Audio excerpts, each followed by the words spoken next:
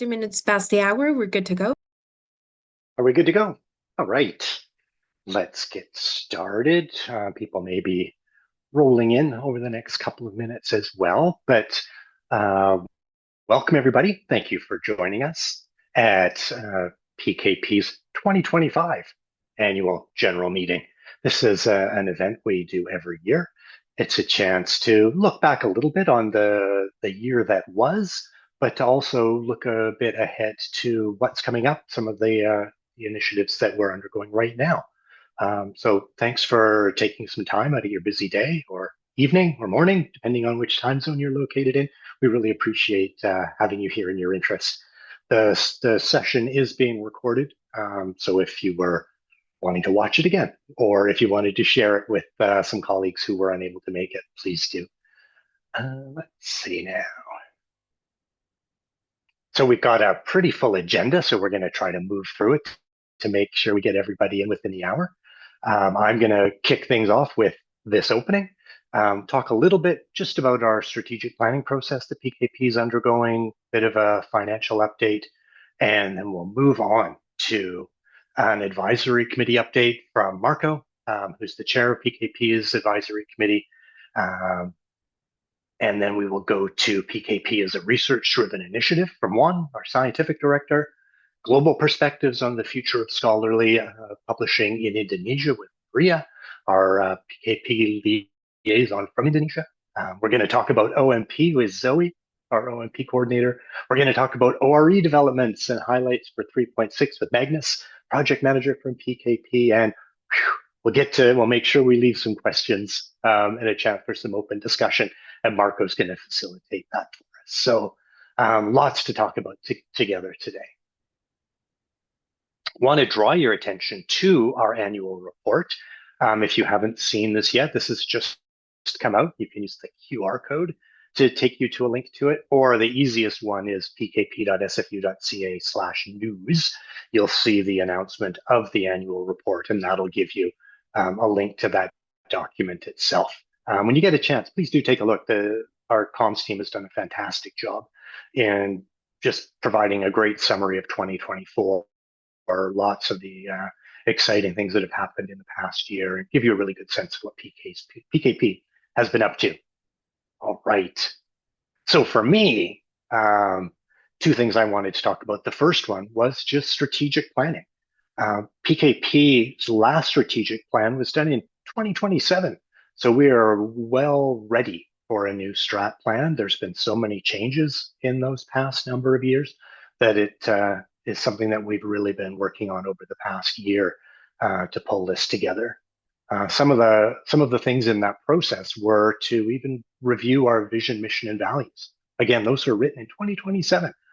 With all the changes that have happened, we really felt like it was time to look at those with a fresh set of eyes, review them, confirm them or change them, come up with some new thinking. So excited for that to be moving forward. The Strategic Planning Steering Committee over the past year has been surveying PKP staff and also had interviews with multiple stakeholders in our community, over 20 interviews with different stakeholders, friends, users of PKP software and programs, really giving us a sense of what are the priorities going forward, what should be our future directions. And all of those discussions have been really valuable for the steering committee. We've really gotten great feedback from everybody that we talked to and is really informing this new plan. Since then, we've been working with the PKP leadership team to take all of that feedback in and identify what some of the key themes and priorities are. We shared a first draft with the PKP Advisory Committee in May, and now we're looking forward to incorporating that last set of feedback, having another review, and then fingers crossed, shooting for a summer, Northern Hemisphere summer, 2025 launch of the strat plan. And we really hope that when that announcement comes out, you'll take a look and get a sense of what the next 5 years look like for PKP. My other job in this AGM is just to give a financial update. These are the numbers from 2024.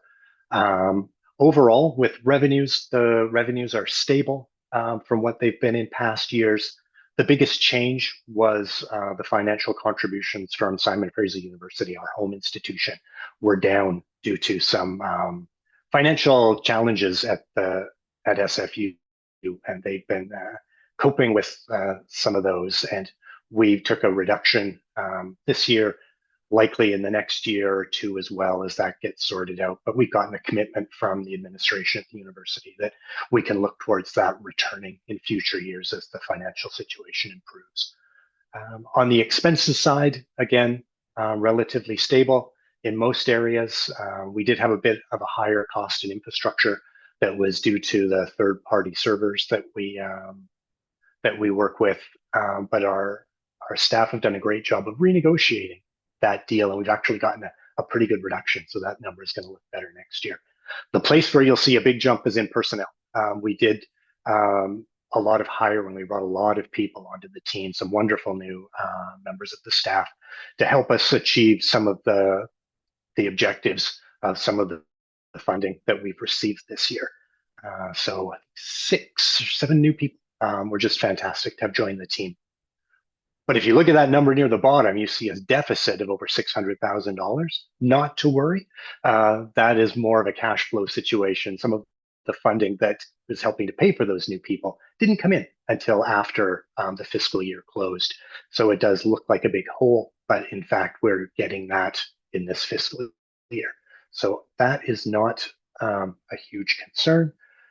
We were able to draw on our reserves, that accumulated surplus that we build up for cases such as this, that if we did run into a temporary shortfall, we can cover that and keep things moving and not have any disruptions. So that's what it looked like in 2024. From there, I will turn it over to Marco, who's going to give an advisory committee update, and we'll take over sharing the screen. I will stop. Okay, thank you.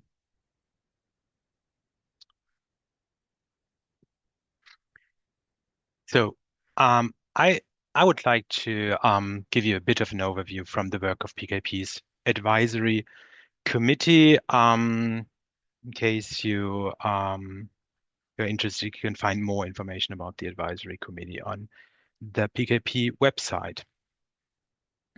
So in the last fiscal year, we've seen some interesting and sometimes disruptive developments in the open access world, including a new focus on diamond open access, on open access without APCs, on scholar-led open access, an increased use of artificial intelligence, especially the LLM technology, and a critical interest in the role of resilient, sustainable open access infrastructure, and that includes PKP being tasked with providing the Open Research Europe software.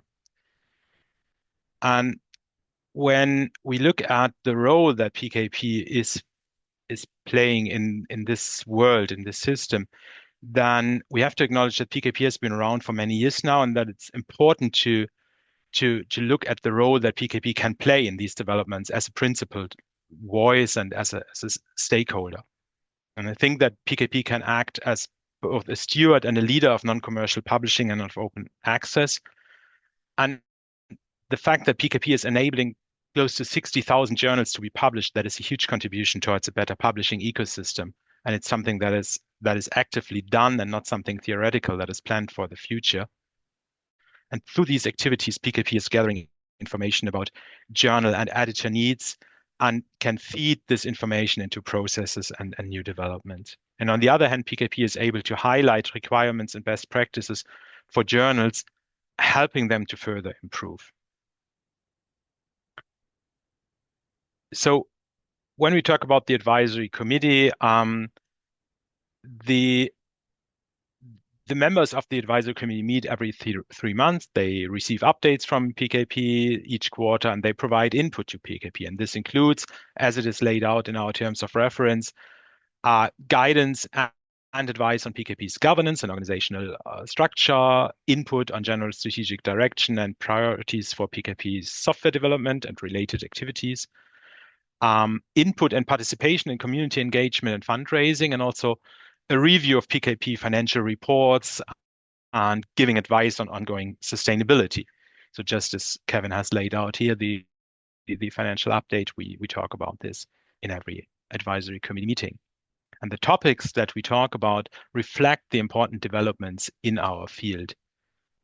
We have discussed the possible use of artificial intelligence for certain tasks, and we talked about the associated risks. So we recommended to consider the high trust that people have in PKP and how introducing AI might influence this, and to consider downstream dependencies that introducing AI would cause for users of PKP software. We discussed the evolving Diamond open access landscape and recommended that PKP should continue to show strong leadership and build on existing previous work and acting on behalf of the PKP community in these new developments. And of course, we discussed the Open Research Europe task and recommended that PKP makes great efforts to let everyone benefit from this activity. When we look at what lies ahead, what's next for PKP and for our communities, and we as the advisor committee will continue to advise PKP based on our own deep roots in numerous regional, national, or international initiatives. In particular, we will continue to support PKP's commitment to its core values. And the opportunities that I think lie ahead for PKP in the next year include facilitating a strong and sustainable open access infrastructure in which PKP software and PKP input is critically important to reach the goals that are put forward for Diamond open access especially. And to continue to have outreach activities that support independent journals, where everything a PKP does also enables and helps these journals to be published independently. And in general, help shape a more just and accessible future for scholarly communication. I think these are very worthy activities that the advisory committee is supporting. And I think I can congratulate the PKP team on the progress documented, for instance, in the annual report. I look forward to the next steps. So this was a very short overview. Again, you can look at the homepage to find out more about the advisory committee. And I will head over to Juan, PKP's scientific director now. And for that, I have to stop sharing my screen, which I just learned how to do. Thank you. Oh, thank you. And thanks everyone for joining today. It's always so nice to see so many familiar names in the chat and get a chance to speak to you all. So I want to talk a little bit about basically doing a little bit of two important, I think, reframings of the work that we do at PKP. And some of these reframings may or may not be new or might not be how you think about PKP, but I think it's important to think about PKP as a research initiative and remembering why it is that matters.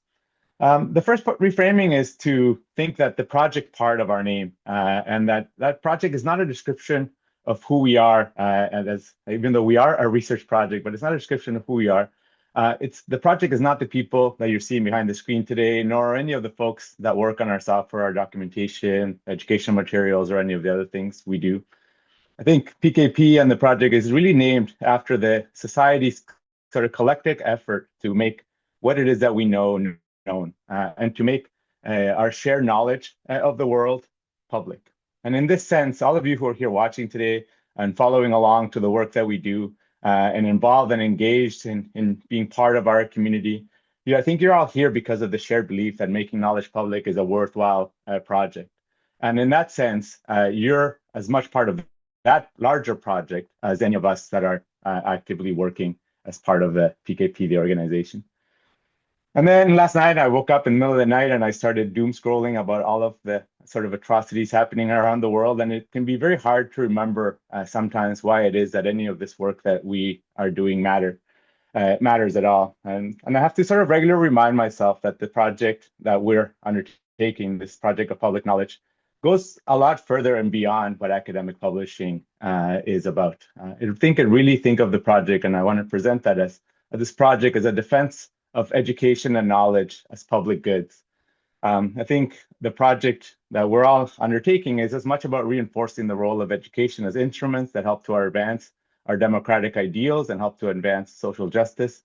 And I think we do this by helping to create a world in which more public knowledge exists and try to give communities the tools that they need to act with clarity during these very uncertain and difficult times. The second is a little bit more around directly linking PKP as a research initiative and thinking PKP now, the organization, is really a multi-year experiment that has been going on now for a couple of decades. We are a project in this sense as well, of being a research project.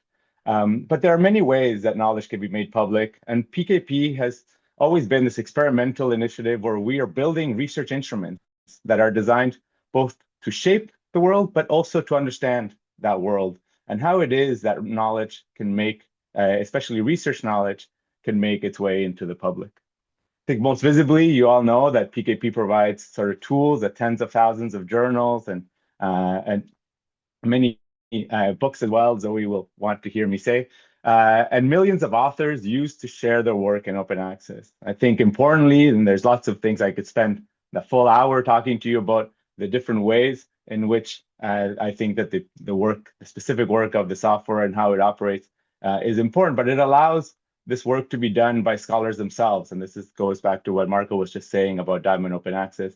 Importantly, it allows people to share this knowledge in the languages of their choice, and very often and almost exclusively free of some commercial interests, and in this sense, helping to work towards that public good mission. But the extent to which there was really an appetite for doing this kind of work, for sharing knowledge around the world, was really hard to know. And if we think back of the early days of when things were going online, it's possible to really know the extent to which this was happening, and it was almost impossible to actually observe it. OJS now, with its over 55,000 journals, in addition to providing the tools that make it easier for those wanting to share their knowledge to do so, has also created us the opportunity for us to observe what it is that's happening. It's created this window into seeing what and how and where and who is creating this knowledge. So now we are in a place where today we can collect and share the metadata of the millions of articles published using OJS in the dozens of languages in which it is. And we are able to literally count the journals, the articles, the authors from around the world that for many years have been discounted because they weren't countable in commercial databases. They weren't included in those commercial databases, making them impossible to be actually counted. And in this sense, allowed the world to continue to discount and sort of act as if they weren't there or they weren't important. And we're able to now use this knowledge that we're able to generate as a research project through this instrument that we've created to use this knowledge of who's publishing what, where, and what needs that they have, and how it is that they can be best supported in organizing their knowledge production. I think being a research initiative means that we build these tools so that we can collectively learn about the needs of those that are wanting to share what they know, not so that we can profit from those activities. Being a research initiative means that we are having the opportunity to disseminate this knowledge through the software and the features that get built into it, through our documentation that we create to help to support it, through our communication, our participation in events, and as we present in conferences, and we're asked to, in some sense, speak on behalf of this community because we have this opportunity to observe what it is that we're doing. And so I think these two reframings remind us that the work that we are doing is not about seeing the widespread adoption of OJS, of OMP, or of any of the other things that we do. Really, the work that we're trying to do, and in this reframing as a research initiative, is about strengthening the commons, about exploring the best way and really trying to understand and experiment and try to use the knowledge that we're able to gather to find what are the best ways to expand access to knowledge as a human right. I'll finish there and let others continue. Thank you.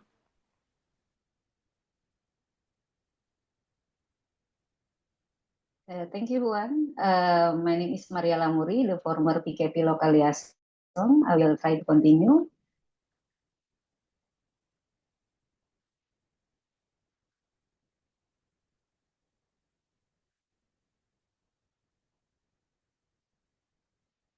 So can you see my screen now? I think it's ready. I will be talking about the future of scholarly publishing in Indonesia.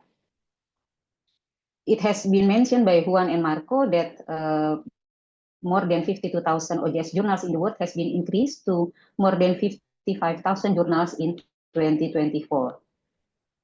and almost half of it are from Indonesia, which has more than 23,000 in 2023 and has been increased to 24,000 in 2024. So you might be wondering why Indonesia? Is it because of the country size? Is it because of the total population or the total universities in Indonesia? Or is there any other reason? So many research stated that Indonesia publishes the most open access journals in the world. Those research were referred to the OAJ data, which shows that Indonesia leads as the largest country with the open access journals in the world, followed by United Kingdom and also Brazil. We will find out why this can be happen in Indonesia. So in October 2024, John Wilinski and I started to do a small research to 500 universities journals in Indonesia, which use OJS version 3.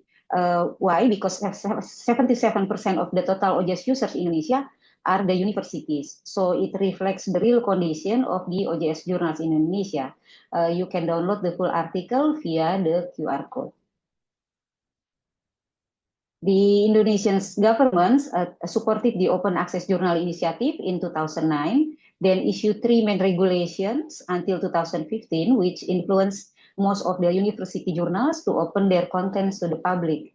The government then developed SINTA in 2017, which indexed the scholarly publication in Indonesia. That is why we found that almost 97% of the journal sample were open access.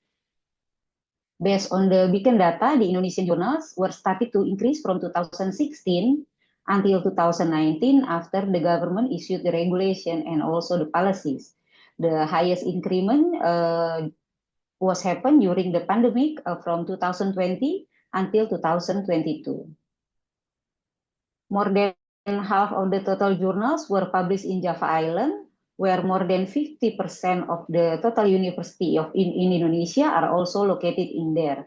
These findings showed that there was a centralization of education only in one area. The government required the scholarly publication to be written in Indonesian language. So that is why more than 50% of the journals are written in Indonesian. However, the journal publisher in Indonesia should also try to reach the global audience by using English in their journals articles. While medical and health are the major role in journal count worldwide, based on research in 2022, in Indonesia, the most common subjects are commerce, management, and tourism services. Almost 80% journals were already listed in the National Indexing Service, and only 25% of it had been nationally accredited. In the global context, almost 96% were indexed in Google Scholar, more than 70% indexed in Dimension and also OpenAlex, only 10% indexed in the OAJ, and unfortunately, less than 1% were Scopus indexed. So in conclusion, most of the Indonesian journals are open access, primarily published in Java and in Indonesian language.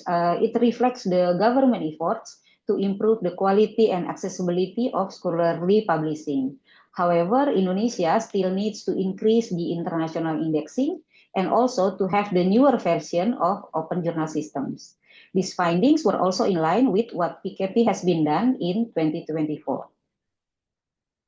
Our main concern was those 5,000 journals that still use OJS version 2, which cannot get the newest features or plugins and lack of security issues. So that is why we held several webinars and workshops on the OJS upgrading and plugins.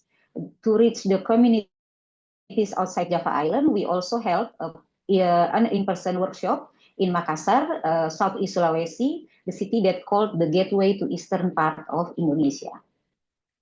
We collaborated with the other open infrastructure such as Crossref and ORCID, several universities and Indonesian Journal Volunteers or RJI, the organization which actively held the webinars, sharing sessions, coaching clinics, advocacies for the scholarly publishing communities in Indonesia. Our events mostly were attended by more than 100 enthusiast participants from all over Indonesia, who were eager to learn from the international speakers who gave the international best practices and, of course, the international points of view.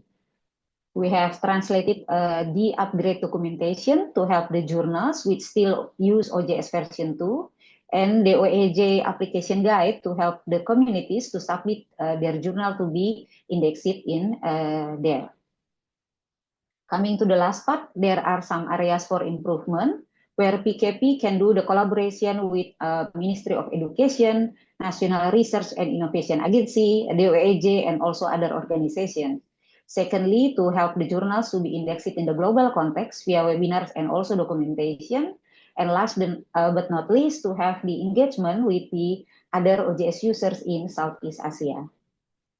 Started from a small number of journals using OJS in 2010, today Indonesia is the largest OJS users in the world. With the government support, the Indonesian journal volunteers, the scholarly publishing communities, and also the global open infrastructure organizations, I do believe that Indonesian scholarly publications surely will keep on growing in the future. So this is the end of my presentation. Thank you or terima kasih in Indonesian language. If you want to know more about scholarly publishing in Indonesia, leave a message on my email or my LinkedIn page. I would be happy to help. I will stop sharing and hand it over to Zoe for the next presentation. Thank you. Thanks, Maria. I'll bring up my slides now.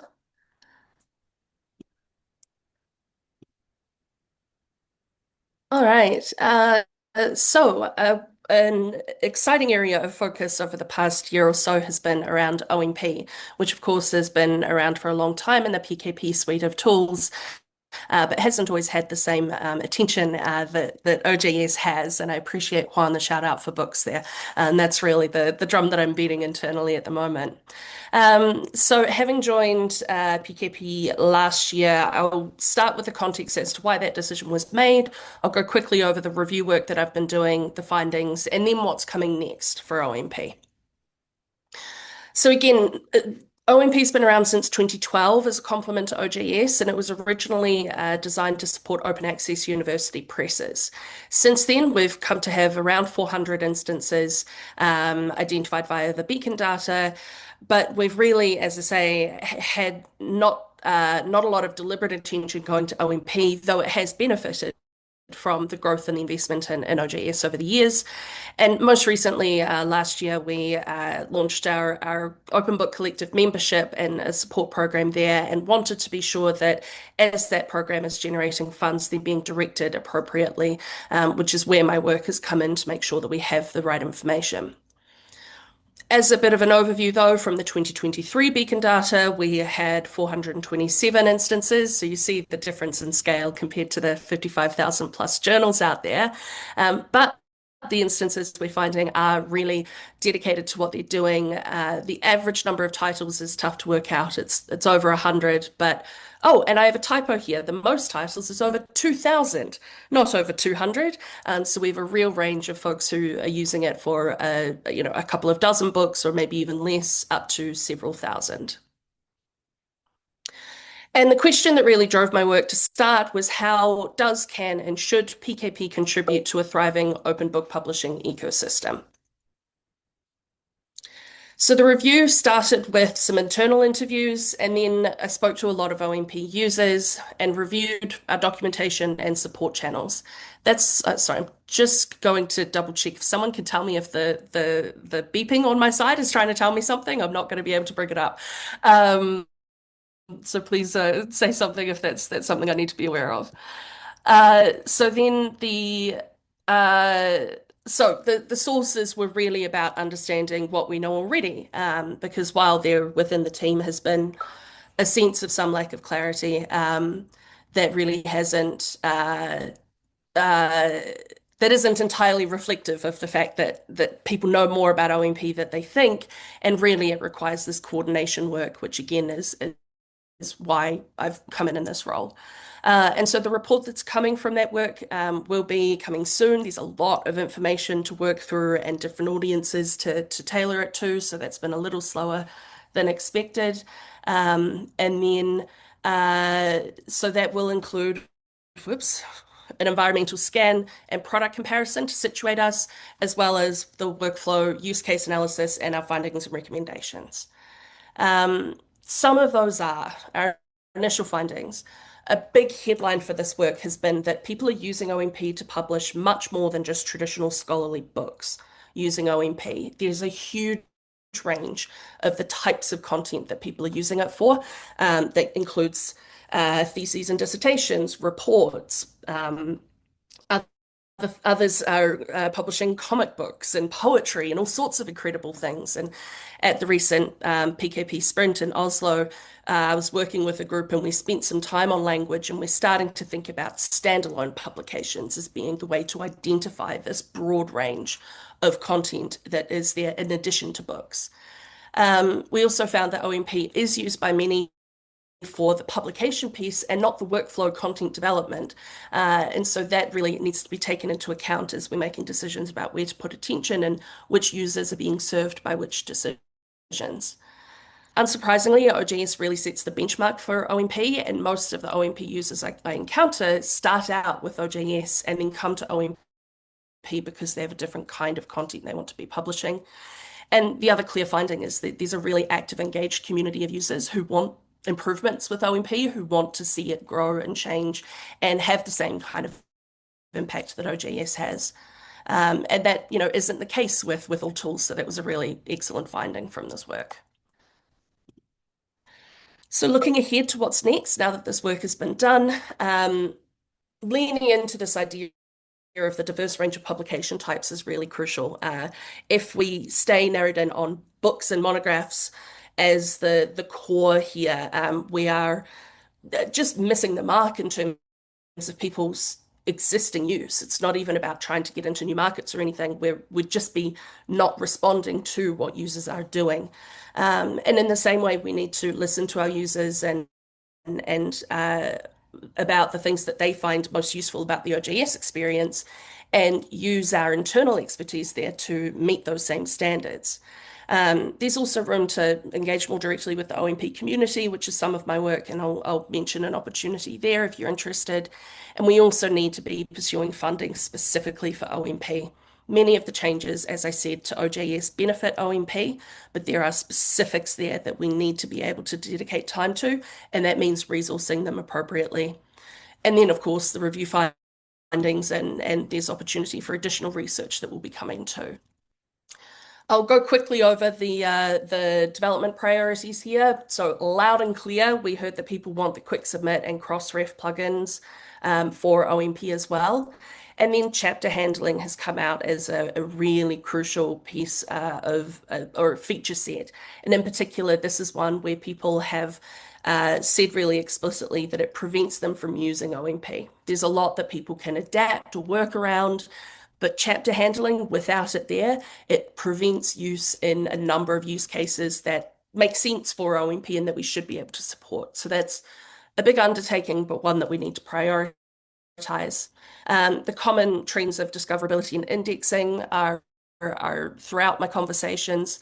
Needs some work around terminology to be done as well. Again, that monograph edited volume dynamic doesn't quite fit with what people are actually doing. And then I added here a few examples of some of the submission workflow changes. So there are more granular requests and improvements that we can make too.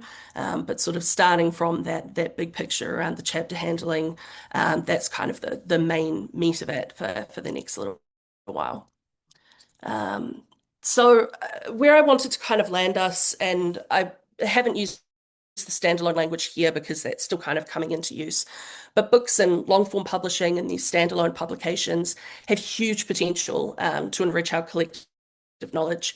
And thinking back to what Juan was sharing about us thinking about research and education as public goods, there is so much of that value held in forms other than journals. And that's what OMP can really help to tap into and to grow and strengthen that work that's happening around the world as well. And that's what a strong OMP can offer for us. And that's why this work is important both to PKP and in the broader context of the work that we do.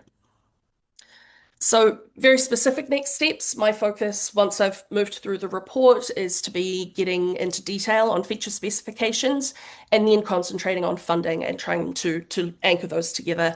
And then so you'll be able to reach out to me. I have my email here if you're interested in this. And then I'll drop a link to sign up for community calls. And this is an initiative I've got started. It's a very casual monthly meeting. It's a chance to touch base with me and with others who are working with OMP to stay updated and stay involved in this process as we're developing out the remaining feature specs and things like that.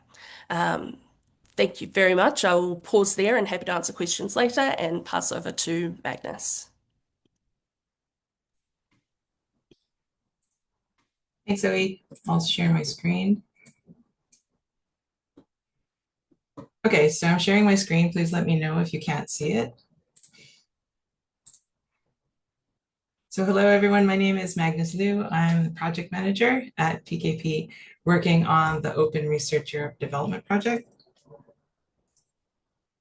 Today, I'm going to talk about feature highlights for OJS 3.6 in the context of ORI, aligned features and improvements that are aligned with community and partnership interests. I'll talk briefly about ORI-driven process improvements, and then we'll take a look at the roadmap. So a recap on ORI. So ORI is the open access publishing platform of the European Commission. It follows the post-publication peer review model. Currently, it's a service for Horizon 2020 and Horizon Europe beneficiaries. And in 2026, when we launch, ORI will open up to collaboration with other funders.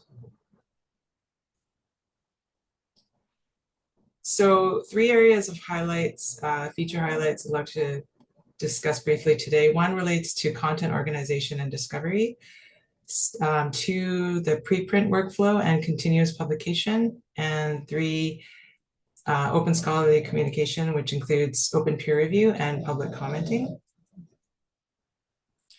So at the highest level, ORI content is organized by scientific subject area versus journal.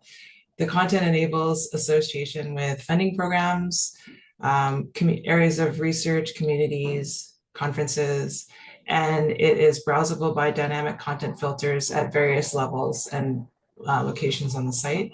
On the right, you'll see a screenshot that I took of our Epic and GitHub. You can see the organization there. And throughout the presentation, there's links if you'd like to follow along. So the preprint workflow includes a pre-publication checklist, followed by immediate publication, assuming that the checklist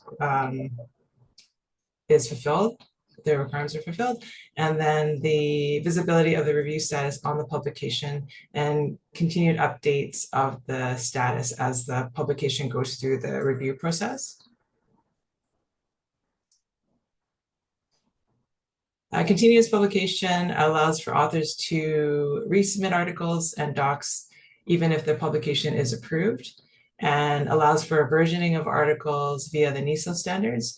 So this is a screenshot in Dev. The link goes to a stylized wireframe, which shows the entire workflow of the versioning. So open peer review allows for transparent review status, and reviewer recommendations are visible to all users. So this feature is just barely starting development. So I've taken a screenshot of ORI that's actually in production just to show you the rough functionality. And open commenting allows for any registered user to the system to submit a comment for submission. Comments are moderated prior to publishing, and authors can be notified when a comment is published.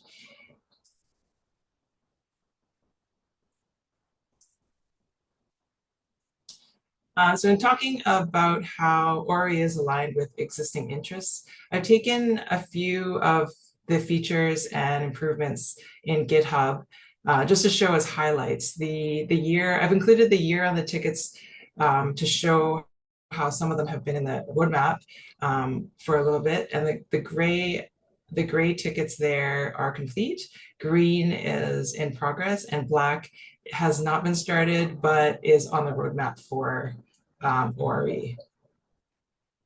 I chose the structured citation as the link, and from there you can link to all the other tickets in GitHub.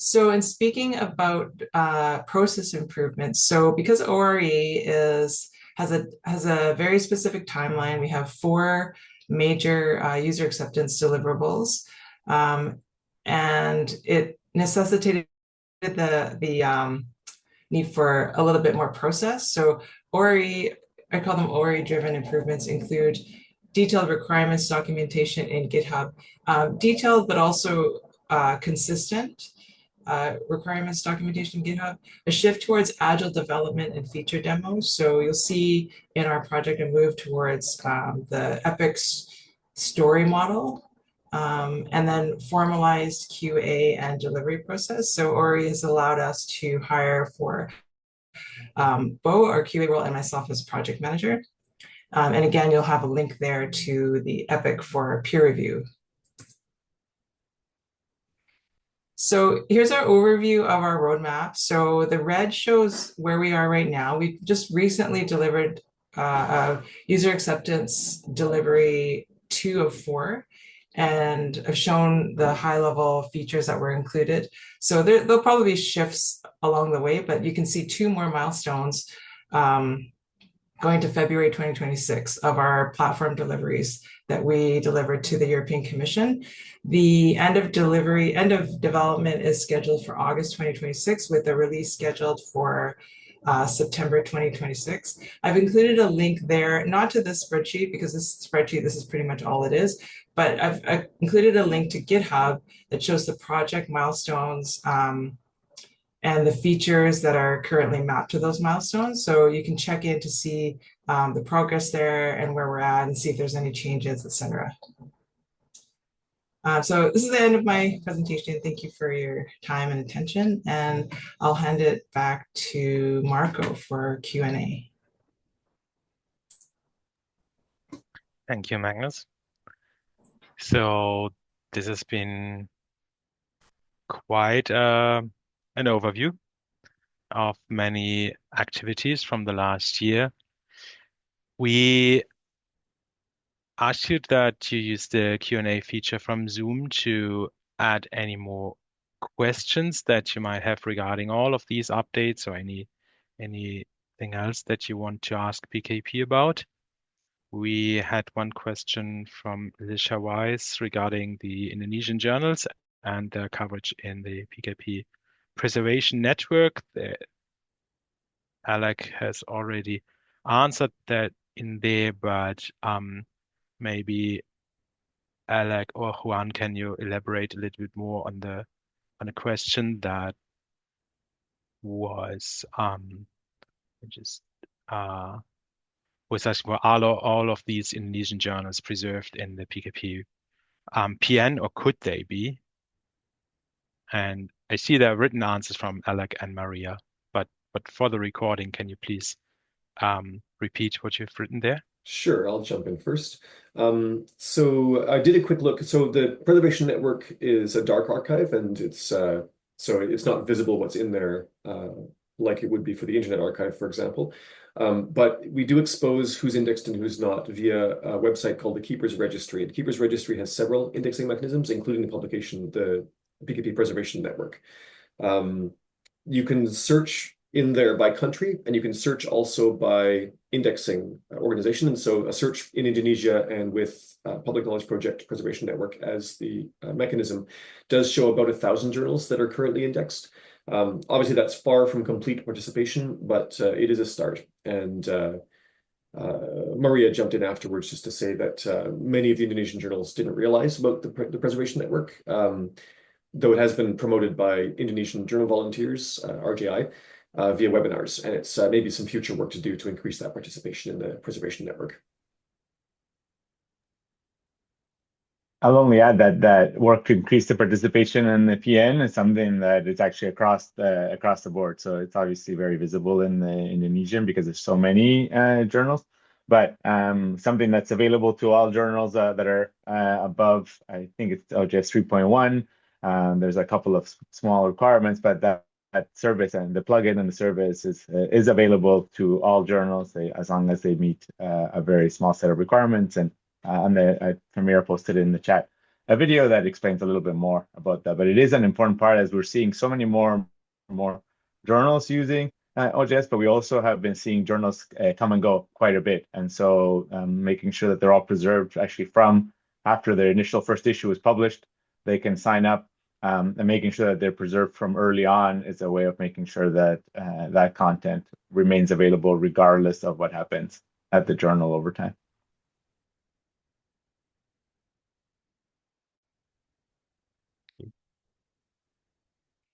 Thank you.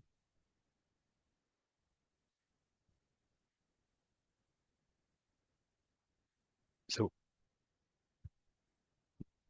we are not drowning in questions at the moment, so please keep them coming. There's another question that I will just read out. And increasingly, data and code sharing are required. Are there any plans to allow for journals to host data and/or code within OJS, as opposed to sending authors to outside platforms? Maybe I'll jump in for a minute to start and somebody else can follow up with a bit more context. So one feature in OJS that's not as widely used as it could be is the ability to upload many kinds of content to it. So we did design it so that not only could the manuscript be submitted as the primary document, but also that additional documents, images, code, etc., could all be submitted as part of the upload and then included for things like review if you want to send out to a specialized reviewer who knows code, and maybe even to be published as well as part of the content. So that facility does exist in OJS. For the sake of data, we do plan to enrich the submission of data that goes with an OJS submission to include the ability to better link to third-party resources. It is also possible to upload data into OJS, but much like with things like video content, it is quite a specialized thing to do when you're hosting large volumes of content. Videos can be quite large, data can be quite large, and that is an opportunity for a whole other platform to come in and provide those services. I will point to the Dataverse plugin, which was coded by Lepidus and is used, I believe, sponsored by Cielo, as an example of a good third-party integration. As to whether we want to promote OJS as kind of the one-stop shop for all that stuff versus promote integrations with other services, there is a line at which OJS will take on too much and do a poor job of it versus delegating to other good services and solutions out there. So we try to keep ourselves fairly neutral as to which is best.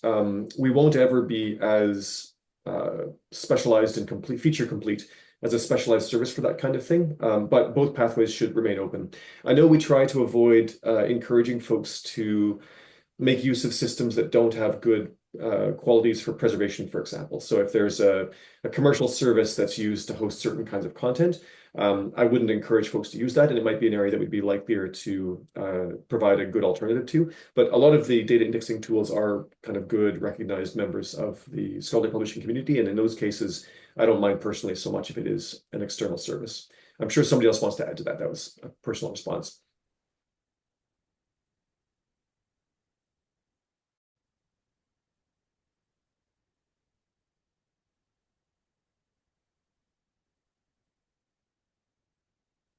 Doesn't seem that.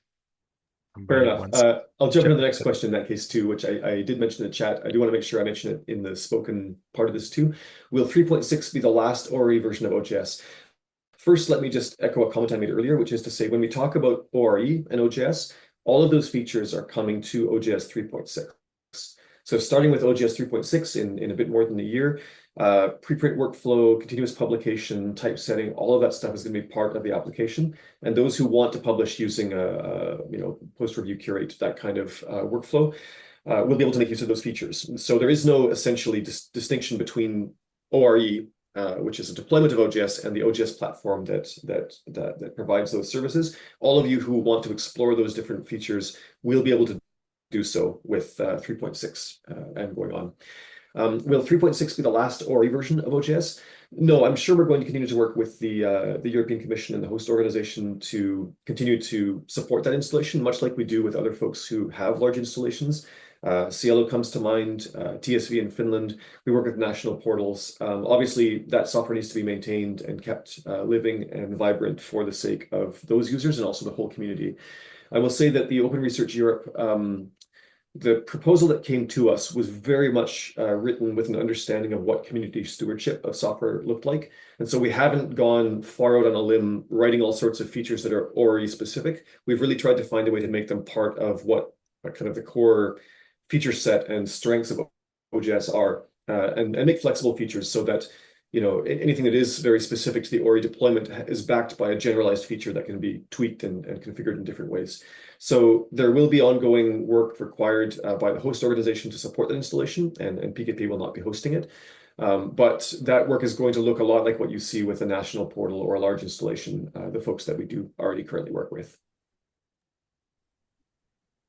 Marco, maybe I can jump in because I see that Pierre asked a second related question to ORE. Maybe I can just speak to that one. The question is around whether we've been discussing with the ORE people, just at the European Commission. I think the ways of how they see their commitment and involvement with PKP community afterwards.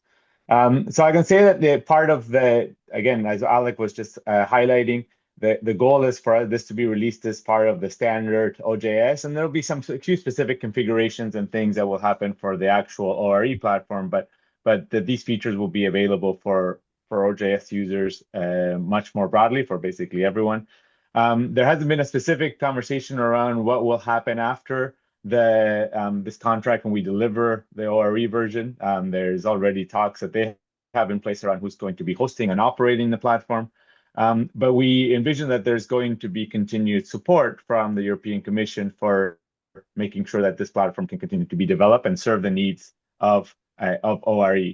One of the strengths of having for the European Commission to move to an open source platform is that they're not locked into a single vendor. So that means that they could go to anyone to help develop these things. But I will say and we would be open and ready to engage and take on additional work to make sure that these features and the operations continue to serve our community. But I'll add that the European Commission has been very good about understanding that the value of putting this resource and giving this contract to PKP is that this serves the larger purpose of the European Commission beyond ORE around bringing these features more broadly. So I am very optimistic that regardless of how they choose to continue to provide funding and support for developing, for bug fixes, for improvements, for additional features, that regardless of who does that work, that it will be part of that tender to say that those features need to be done so that they can be contributed back to the OJS community. We haven't had an explicit conversation about this with them, but everything we have seen around how they're operating, how they talk about it, the real understanding of the value of this community framework and the value of doing open source in this particular way that we do, is clear that there's going to be additional supports and that the community will benefit, whether it comes to PKP or not. That part is still an open question. But regardless, we will all, us and you as a community of users, see the benefit of ORE being based on OJS going forward. Okay. Thank you, Juan. We have another question regarding OMP. Would it be possible to create a portal instance in OMP so that the same themes could be applied to OJS and OMP to make them work as an integrated publishing web? Zoe, can you speak to that? Yeah, I think there's a more technical question in there that I might ask Alec to respond to, but I can say that given the finding that most OMP users are also using OJS, there is interest in ways to connect those and particularly to have something like a common catalog so that all of the work that's happening in a publishing program can be shared in one place rather than across the different kind of instances. Some people are doing that in their own version, in their own ways already. Some are actually using OMP for that, and that the OMP catalog is serving that function. So there are connections there to explore. We haven't gone very deep on them yet. And then again, I'll ask Alec if you want to perhaps chime in on that one, if you have a different read on it or something else to contribute. No, that's good. And I'll add just a couple of, unfortunately, unfortunately a little bigger than you would like answers to this. So going back, let's say 10 years, OJS, OMP, and at the time, I mean, this is probably post OCS. Anyway, the applications that we had were all very separate code bases, and we recognized at the time that it just was a maintenance nightmare for us to try to divide our efforts between the three applications at the time. And we had to kind of pit them against each other for attention. And that's what I think led in part to us making the decision not to continue to maintain OCS. In trying to make sure that that wasn't the situation going forward, especially as OMP and OPS came about, we shifted our approach to one that was much more collaborative between the applications. So, you know, as Zoe was mentioning, OMP doesn't receive a lot of specific attention until she's been able to kind of come on and shine a light on that community, but it did much more benefit from features that kind of came into OJS and the same with OPS. So if you extend that trajectory forward, we have talked internally with never any kind of real concrete roadmaps yet about a vision of one day maybe having a single application. And that application can be deployed in different ways to support different forms of publishing, but that it's a common tool set and a common application, and that we see that kind of consolidation through to its logical conclusion. I would say we still talk about that on a semi-regular basis, and it does influence our decision-making and how we approach features. So we are much more likely to, you know, make sure a feature can make it into the shared library that supports all three applications rather than having a feature go just into OJS. So we're pushing it in that direction. The theming question has received some specific discussion, though, because we recognize that we're dependent right now on Smarty for our theming tool set. And the built-in themes and templates have not been changed very much for the last while. And we've been looking at two things at once. One is a new design for what we're calling a next generation theme. And primarily we think about this for OJS. But this is essentially a revisitation of the really neutral theme that OJS currently has that we'd always imagined would be extended to become a richer environment, but that's often just deployed and used as is. So we want to give a better approach to that. At the same time, we want to talk about a way to revisit our technical underpinnings and replace Smarty with something else, maybe like a Blade template tool set. And that would have to happen as well. When we do that, it would make sense to consider the relationships between applications and make sure that there was more cross-porting available there. So watch for the sprint reports coming out of the Oslo sprint, which just happened, for a couple of related postings there, and continue to ask that question. And we will do our best to make sure that that becomes a possibility in the future. Okay. Thank you, Zoe and Alec. So we are approaching the end of this meeting. So if you're already typing your question into the Q&A tool, better hurry up. But that doesn't seem to be the case. So if you have any other questions aimed at PKP, you know how to reach everybody. There's contact information on the website. Thank you, everybody, for attending this year's annual general meeting. It was an impressive year. And as multiple people have stated, it's not only because of great PKP team, but because of great PKP community that we are all a part of. So let's continue the good work in the next 12 months and see you in a year when we present the next updates. So thank you, everybody.